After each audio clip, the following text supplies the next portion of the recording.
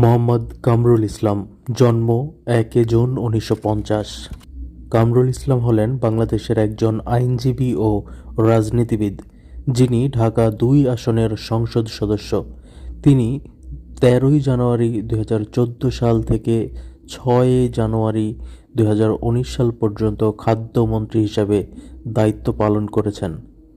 কামরুল ইসলাম মূলত বাংলাদেশ আওয়ামী লীগের রাজনীতির সঙ্গে সম্পৃক্ত ছিলেন।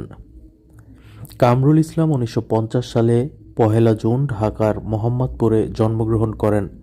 তার পিতা হাকিম খোরশেদুল ইসলাম এবং মাতা হালিমা খাতুন চৌধুরী তারা ব্রাহ্মণবাড়িয়া থেকে ঢাকায় আসেন। তিনি 1965 সালে ঢাকার আরমানিটোলা সরকারি উচ্চ বিদ্যালয় থেকে এসএসসি পাশ করেন। 1967 সালে তিনি গভর্নমেন্ট ইসলামিক ইন্টারমিডিয়েট কলেজ থেকে উচ্চ মাধ্যমিক, 1970 সালে ঢাকা বিশ্ববিদ্যালয় থেকে স্নাতক এবং 1982 সালে এলএলবি পাশ করেন। ঢাকা বারে যোগদানের মাধ্যমে আইন পেশা শুরু করেন কামরুল ইসলাম। পরে বাংলাদেশ সুপ্রিম কোর্টের আইনজীবী হিসেবে যোগদান করেন। 1996 থেকে 2001 সালে কামরুল ইসলাম ঢাকার পাবলিক প্রসিকিউটর হিসেবে দায়িত্ব পালন করেন। কামরুল ইসলাম 1969 সালে ছাত্রলীগের নেতা হিসেবে 6 দফা ও 11 দফা ভিত্তিক গণ আন্দোলনে অংশ নেন। তিনি বাংলাদেশ আওয়ামী লীগ ঢাকা মহানগর শাখার যুগ্ম সাধারণ সম্পাদক ছিলেন।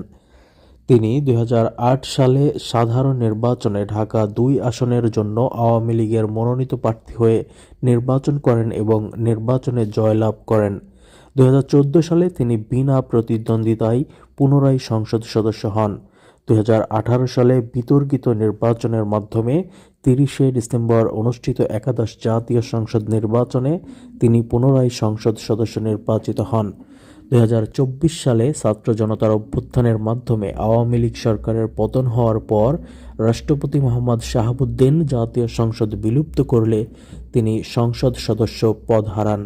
তিনি 2008 থেকে 2014 পর্যন্ত বাংলাদেশ সরকারের আইন, বিচার ও সংসদ বিষয়ক মন্ত্রণালয়ের প্রতিমন্ত্রী হিসেবে দায়িত্ব পালন করেন।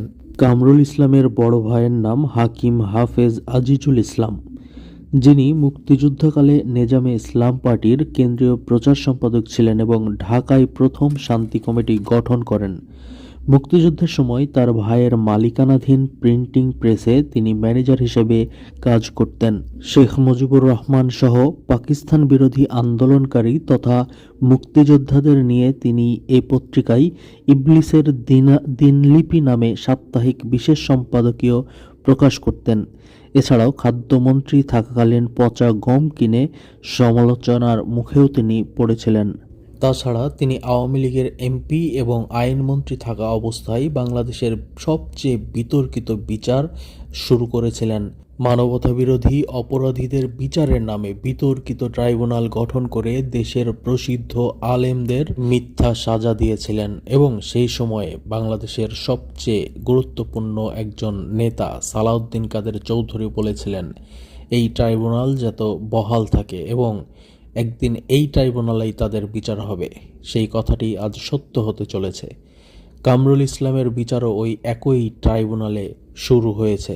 যে সকল নেতা বাংলাদেশের রাজনৈতিক পরিবেশ নষ্ট করেছেন তার মধ্যে কামরুল ইসলাম অন্যতম।